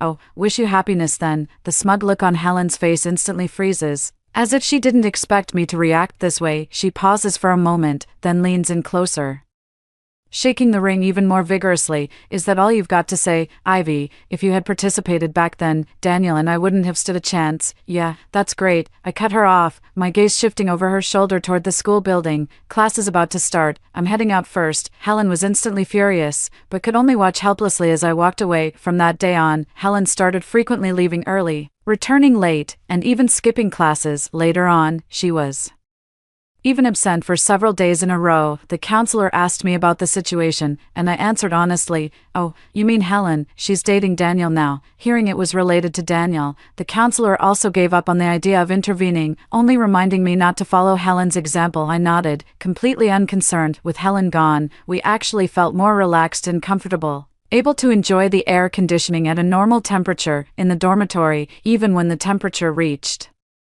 39 degrees Celsius. She would never turn on the air conditioner, claiming she wasn't hot whenever asked. Once someone else turned it on, she would rush to set the temperature to 16 degrees Celsius, preferring to wear a thick coat rather than adjust it higher. When it came time to split the electricity bill, she had the audacity to say she never turned it on herself and refused to pay her share. She especially enjoyed making loud noises while we were trying to sleep, eating stinky tofu, leek dumplings, and fermented herring. The takeout boxes and trash aren't thrown away after eating, they're just left there to rot and stink. With Helen gone, we can finally live a normal dorm life. Unfortunately, this good life didn't last long before Helen called me on my phone. At that time, I was in the middle of something, and shortly after hanging up, Helen called again. I had no choice but to answer helplessly. What's wrong? Helen on the other end of the line sounded miserable and terrified. Ivy, come quickly, Daniel doesn't want me anymore. Woo-woo, you were right, I should have listened to you and not been so delusional. Helen's sobs, thick with a nasal tone, squeezed out intermittently from the receiver, accompanied by the sharp sound of a glass shattering in the background. He just brought a woman back to the apartment we used to live in, saying I'm taking up space and getting in the way. He also said all those gifts were just bought on a whim, to humor me. The necklace was a knockoff, and that cup of milk tea was just leftover from what he bought for a beggar on the street. Ivy, come quickly, I don't want to live anymore. I picked at my fingers. I'm in the middle of something, I can't go. The crying on the other end of the line suddenly grew louder, filled with hysterical urgency and impatience. I don't care, you come here right now. Immediately, right away. If you don't come, I'll jump from here. When the police ask, I'll say you stood by and did nothing to save me. Helen's urgent request for me to come over actually piqued my interest a bit. After all, the hardest thing about her is her mouth. Even if she's already spent all her living expenses for the month, just to save face and avoid being looked down on, she'd even take out a loan. How could Helen make such a big fuss about complaining to me and telling me how miserable she was? I curled my lips into a smile and hurried over to the address Helen had given me. The navigation finally ended at a private room in a certain club. I raised an eyebrow. Is this the kind of place to break up? And you can't even die if you jump from here. Helen is still sending me text messages urging me, have you arrived? Ivy, if you're here, coming quickly. Where are you? If you don't come soon, I'm really going to be bullied to death by them. Daniel brought so many people, and they were all laughing at me. One moment she said she was going to jump. The next she said he brought a lot of people to mock her. It's really incoherent. Like the left and right brain are fighting each other. After sending a text to a certain number, I pushed open the door of the private room. It was pitch black inside, with no lights on, and you couldn't see your hand in front of your face. Helen, I called out, and my voice hit the wall, bouncing back with a hollow echo. No one answered. I had just taken 2 steps forward when my ankle suddenly got caught on something. My balance faltered, and I stumbled forward. My elbow hit the edge of the coffee table, the pain making me gasp. Before I could even get up, I was tightly bound with rough hemp rope, the force so strong it felt like it was cutting into my bones. Seeing that I was no longer able to resist, with a snap, the lights in the private room suddenly turned on. The blinding light made it hard to keep my eyes open. I squinted for a while to adjust before I could finally see the scene in front of me. Daniel sat right in the center of the sofa, a cigarette pinched between his fingers, his face full of greed and lewdness. Meanwhile, Helen stood beside him, not a trace of the misery from the phone call left on her face. Instead, a tense yet triumphant smile played on her lips, and she clutched a half-wound hemp rope in her hand. "Ivy, don't blame me," Helen spoke first, her voice trembling yet filled with a desperate resolve. "Brother Daniel said he wants to break up with me. I can't live without him. Brother Daniel said he has a bit of a thing for you, I think. As long as I give you to him, he might change his mind."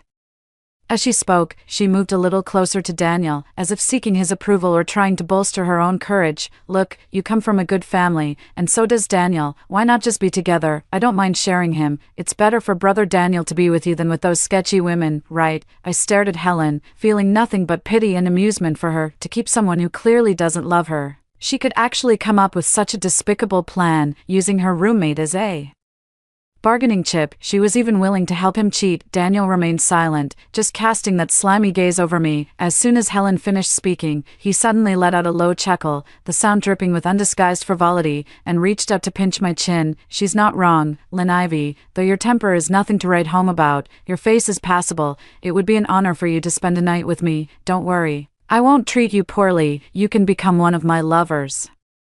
When the time comes, his fingers were icy cold, reeking of cigarette smoke, and the touch was utterly repulsive. I dodged abruptly, and Daniel's hand missed its mark. The smile on his face instantly faded, his eyes darkening with a hint of menace. "What? Still trying to act all high and mighty? Brother Daniel, look at her." Helen fanned the flames from the side, her voice tinged with a fawning humility. "That's just how she is. Always thinking she's better than everyone else. Don't take it too heart. If you like, I'll help you hold her down." As she spoke, she moved to grab my arm but was pushed away by Daniel. "Get out of the way, don't interfere." Helen staggered back 2 steps, a flicker of grievance flashing in her eyes, yet she still bit her lip, not daring to speak, only looking at Daniel with an almost pleading gaze, as if saying, "See, I'm listening to you. Please don't break up." Daniel's patience seemed to have run out. His eyes darkened as he lunged at me, his alcohol-tinged hand reaching straight for my collar. Helen just kept repeating, "Ivy, just give in. It's better for everyone." I clenched my fist and was about to kick his knee with all my might when the compartment door was suddenly slammed open with a bang. Several men in black suits rushed in, swiftly pinning Daniel down firmly. Leading them was my father's special assistant, Uncle Bob, whose face was ashen, and his eyes turned icy cold when he saw the rope marks on my wrist. Daniel, pinned to the ground, was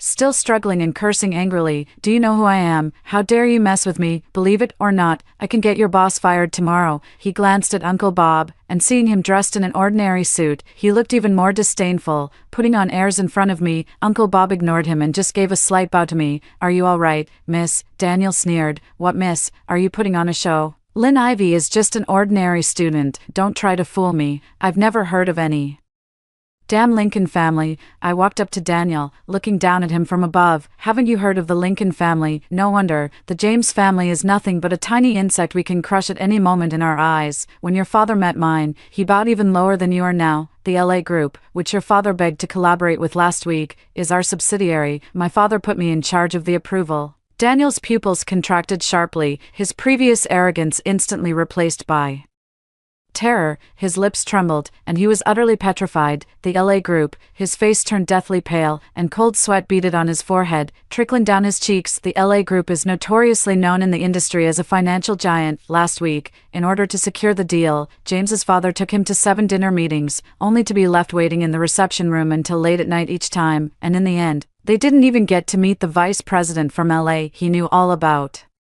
these things, but it never crossed his mind that the unattainable figure his father couldn't reach even on tiptoe was actually part of the Lincoln family's business. You, his finger pointed at me, trembling like a leaf in the autumn wind. Miss Lynn." Daniel suddenly fell to his knees with a thud, his knees hitting the floor with a dull thump. The aggression he had shown earlier, when restrained by the bodyguards, was completely gone, replaced by incoherent pleas for mercy. "I was wrong. I was truly wrong. I was blind and ignorant. Please be magnanimous. Don't hold it against me." He tried to crawl toward me but was stopped by the bodyguards, so he just kept kowtowing in my direction, his forehead quickly turning red. "If my father finds out, he'll kill me. Please, miss, let me go this once. I'll do anything for you, even be your servant." Helen, standing nearby, was completely stunned, her mouth agape for a long time, her face even paler than Daniel's, but at the same time, there was a deep-seated jealousy and unwillingness hidden in her eyes. I idly picked at my fingers, feeling somewhat bored. After being reborn, I never sought my father's help for revenge, just to see what would ultimately happen to Helen. I didn't expect this fool to give me a surprise, actually capable of doing such a thing. I originally intended to hand them all over to Uncle Bob for punishment, but seeing the red mark on Daniel's forehead and glancing at Helen's jealous and resentful expression, I suddenly recalled the rumors I had heard about Daniel.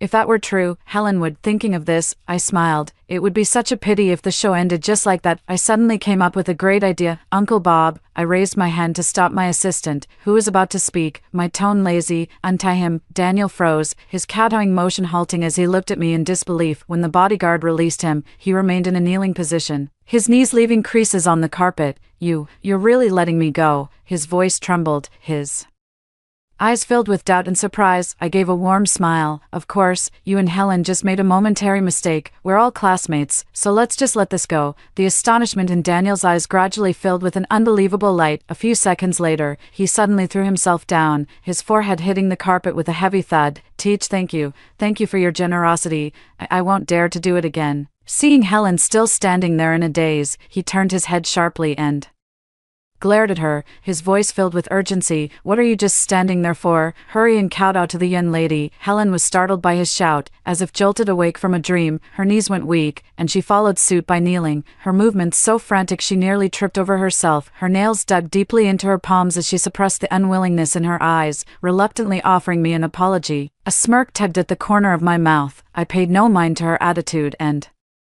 left the private room with Uncle Bob. Next, all we have to do is wait. The show is about to begin. Sure enough, a month later, while I was in the dorm eating watermelon and binge-watching a show, Helen suddenly stormed in furiously. The dorm door was kicked open with a bang, the door panel hitting the wall and bouncing back. Helen stood at the door, her chest heaving violently. The foundation on her face was streaked, and her once carefully styled curls were now a messy tangle clinging to her dark cheeks, her eyes blazing with fury. Her originally white dress was covered in black coffee stains, as if someone had poured it over her head. Weren't you planning to move out? Why did you come back? Helen didn't answer me. Instead, she began frantically smashing things like a madwoman, although all the things that fell were just worthless little items, like books, cups, and such. Damn it, you bitch. How am I not as good as her? Why?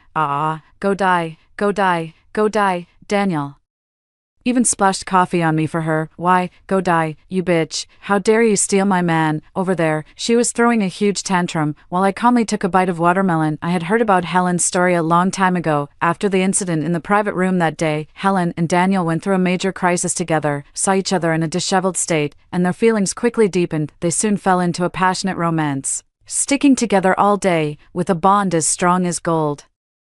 It was as if Daniel had suddenly become a different person. He no longer acted like a young master around Helen and would even wait for her downstairs at the girls' dormitory with breakfast. Helen also toned down her vanity, speaking more softly, constantly calling him Brother Daniel, with an infatuation in her eyes that she couldn't hide. Nourished by love, Helen quickly transformed, becoming much more confident and no longer doing bizarre things. But the good times didn't last long. A woman with a more captivating voice and a more striking appearance than Helen showed up. The moment Daniel saw the other person, he became utterly infatuated, as if he had lost his soul. He was busy sending flowers and going on dates, completely ignoring Helen as if she were air. No matter how humbly she pleaded, it was all in vain. Today, it got even worse. Helen knelt on the ground, begging to get back together. But Daniel found her a nuisance and splashed coffee on her. Helen is almost going crazy. After enjoying her madness for a while, I finally spoke up to comfort her. Helen, don't be angry. Maybe there's something special about that person that caught Daniel's attention. Once he gets tired of it, he'll come back to you. Upon hearing this, Helen became even angrier. Ugh, what's so special about that wretched woman? She's not even as good looking as I am. What on earth does Daniel see in her? I pretended to hesitate. Well, there's actually a rumor about Daniel that might explain his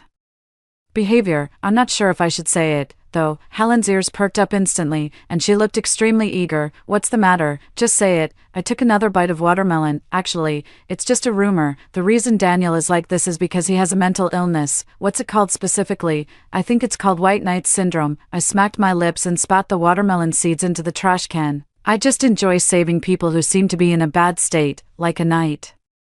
saving a princess, and I get a sense of satisfaction from it. That's why he's dating you, Helen, because you lack in appearance, and he enjoys the feeling of being your savior. That's why he shifted his affection when he met that girl who looks even more difficult to judge. The news about Daniel having a white knight syndrome was leaked by his so-called friends. It is said that before Helen, he had saved several other girls, including those from impoverished families, those with congenital deficiencies, and those with below-average looks. However, all these girls were eventually abandoned. Some, like Helen, encountered even more unfortunate competitors, and some were simply because Daniel got bored. Without exception, they all developed severe psychological disorders after the breakup, and some even chose to end their own lives. However, because the James family cleaned up Daniel's mess and suppressed the news, it didn't cause much of a stir. But it's rather ironic, despite having this condition, it doesn't stop Daniel from playing the savior while also indulging in a life of debauchery and lust, saying they love someone the most, but the next second they can fool around with other women. So this is what they call human-machine separation. After hearing what I said, Helen's face turned pale and then flushed, as if she had been slapped hard twice. So it's my fault for going to great lengths to look better. That bitch is just a bit uglier than me. Is Daniel really that desperate?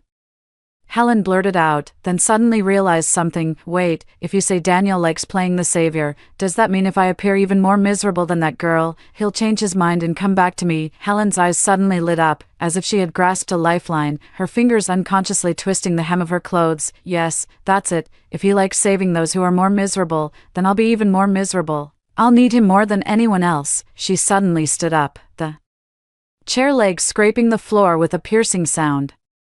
The frustration on her face instantly replaced by a strange excitement. I smiled without saying a word. Yes, I deliberately said those things to provoke Helen. Seeing that the goal had been achieved, there was nothing more to say. As Helen spoke, her eyes grew brighter, as if she had found the key to breaking the deadlock. She grabbed her bag and the fruit knife that had stabbed me in a past life and rushed out. I took the last bite of watermelon and leisurely followed along. She rushed straight to the entrance of Building 13, the girls' dormitory. Daniel was walking out side by side with Susan, and the two were talking about something. Susan had a faint smile on her face. Helen charged over like a madwoman and shoved Susan aside. Gripping the fruit knife in her hand, she slashed it across her own face. The moment the blade cut through her skin, it made a faint hiss sound, and blood immediately trickled down her cheek, staining her chin and collar red. Helen trembled in pain but stared fiercely at Daniel, her voice distorted by agony and agitation. Look, am I not more pitiful than her now? My face is cut, I'm disfigured, I've become the ugliest. Don't you like saving the pitiful? Save me. The air around them instantly froze. The students who had been laughing and playing all stopped, staring at the scene in horror. Contrary to Helen's expectations, upon seeing this, Daniel showed not a hint of heartache. Instead, he recoiled as if scalded by something filthy, the disgust in